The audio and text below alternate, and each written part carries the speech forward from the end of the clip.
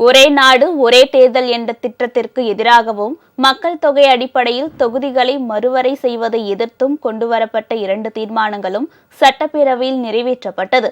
இந்த தீர்மானங்களை கொண்டு வந்த முதலமைச்சர் மு.க.ஸ்டாலின் மத்திய அரசின் இந்த முடிவுகள் எதேச்சதிகார எண்ணம் என்றும் தமிழ்நாட்டின் மக்கள் பிரதிநிதிகளின் எண்ணிக்கையை குறைக்க நினைக்கும் சதி என்றும் குறிப்பிட்டு இதனை முறியடித்தாக வேண்டும் என வலியுறுத்தினார். நாடாளுமன்றம், மாநில சட்டப்பேரவைகள் மற்றும் உள்ளாட்சி அமைப்புகளுக்கு நாடு முழுவதும் ஒரே தேர்தல் ஒரே நேரத்தில் நடத்த மத்திய அரசு முயற்சித்து வருகிறது. இதற்காக முன்னாள் குடியரசுத் தலைவர் ராம்நாத் கோவிந்த் தலைமையில் குழுவை அமைத்து கருத்து கேட்டு வருகிறது.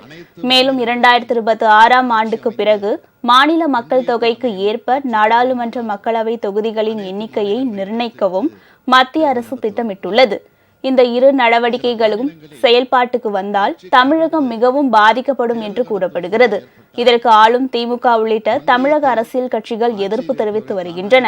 இந்நிலையில் மத்திய அரசின் இந்த முடிவை எதிர்க்கும் அரசினர் தீர்மானங்களை முதலமைச்சர் மு.க.ஸ்டாலின் சட்டப்பேரவையில் இன்று கொண்டு வந்தார். அப்போது ஒரே நாடு ஒரே தேர்தல் என்ற நடைமுறை சாத்தியமற்றது என்பதால் இந்த முயற்சியை அடியோடு கைவிட வேண்டும் என மத்திய அரசை முதலமைச்சர் வலியுறுத்தினார்.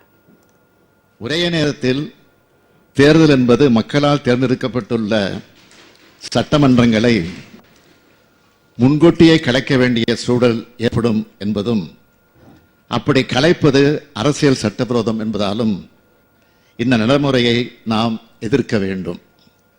அனைத்து மாநிலங்களிலும் ஆட்சி அமைந்து ஒன்றியத்தில் அமையும் ஆட்சி கவிழுமானால் அனைத்து மாநிலங்களையும் கலைத்துவிட்டு தேர்தல் நடத்துவார்களா?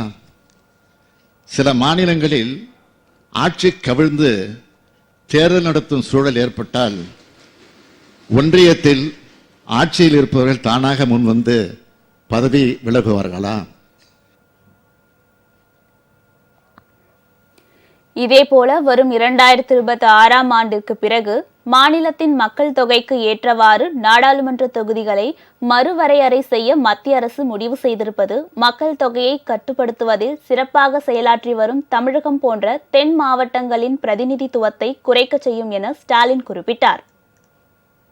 தொகுதி மறுவரையறை திட்டத்தில் தென்னிந்திய மக்களை, குறிப்பாக தமிழ்நாட்டு மக்களின் நாடாளுமன்ற பிரதிநிதித்துவத்தை குறைக்கக்கூடிய ஆபத்து, சூழ்ச்சி இருக்கிறது.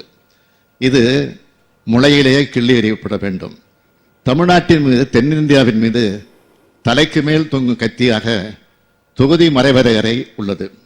அரசியல் விழிப்பு மிக்க தமிழ்நாட்டை வஞ்சிக்கிற அநீதியான முயற்சி முளையிலேயே கிள்ளி எறியப்பட வேண்டும். இதற்கு முந்தைய தொகுதி மறுவரையின் போது தமிழ்நாடும் பீகாரும் மக்கள் தொகையில் சமமாக இருந்ததால் மக்களவை தொகுதிகளின் எண்ணிக்கையும் ஒரே மாதிரியாக உள்ளது. தற்போது பீகாரின் மக்கள் தொகை 1.5 மடங்கு அதிகரித்துள்ளது. எனவே இப்போதைய மக்கள் தொகை அடிப்படையில் தொகுதிகளை மறுவரையறை செய்தால் அது தமிழகத்திற்கு பெரும் பாதிப்பை ஏற்படுத்தும். எனவே மக்கள் தொகை அடிப்படையில் தான் தொகுதி மறுவரையறை செய்ய வேண்டுமானால் 1971ஆம் ஆண்டு மக்கள் தொகை கணக்கெடுப்பின் அடிப்படையில் அதை செய்ய வேண்டும் எனவும் முதலமைச்சர் வலியுறுத்தினார். ஒரே நாடு ஒரே தேர்தல் என்பது மிக மோசமான எதேச்சதிகார எண்ணம் என்பதால் இதனை நாம் கடுமையாக எதிர்த்தாக வேண்டும். மக்கள் தொகை அடிப்படையில் தொகுதி மறுசீரமைப்பு என்ற பெயரால் தமிழ்நாட்டின் மக்கள் பிரதிநிதிகளின் எண்ணிக்கையை குறைக்க நினைக்கும் சதியை முறியடித்தாக வேண்டும் என்றும் ஸ்டாலின் அனைத்து அரசியல் கட்சிகளையும் கேட்டுக்கொண்டார். இதைத் தொடர்ந்து 2 தீர்மானங்களும் சட்டப்பேரவையின் முடிவுக்கு விடப்பட்டன. அதை பிஜேபி தவிர அனைத்து கட்சிகளும் ஒருமனதாக ஏற்று நிறைவேற்றின. இதன் மூலம் ஒரே நாடு ஒரே தேர்தல் திட்டத்தையும் தொகுதி மறுவரையறை முடிவையும் எதிர்த்து சட்டப்பேரவையில் தீர்மானம் நிறைவேற்றிய முதல் மாநிலம் என்ற பெருமையை தமிழகம் பெற்றுள்ளது. நிச்சயமாக ஒட்டுமொத்தமாக ஒரு பறவை பார்வை பார்க்கின்ற தென்னிந்தியாவிற்கு மட்டுமல்ல, இந்தியாவிற்கே ஒரு வழிகாட்டுகின்ற தீர்மானமாக இந்த தீர்மானத்தை நாம் பார்க்கிறோம். கொஞ்சம் அமைதியா. உங்கள் ராஜ் நியூஸ் தொலைக்காட்சியில் திங்கள் முதல் வெள்ளி வரை தினம்தோறும் பிற்பகல் 2 மணிக்கு உங்கள் பகுதியில் உள்ள குறைகளை நேரலையில் தெரிவிக்கும் புகார் பெட்டி நிகழ்ச்சி. பங்கு பெறுங்கள், பயனடையுங்கள், காணத் தவறாதீர்கள்.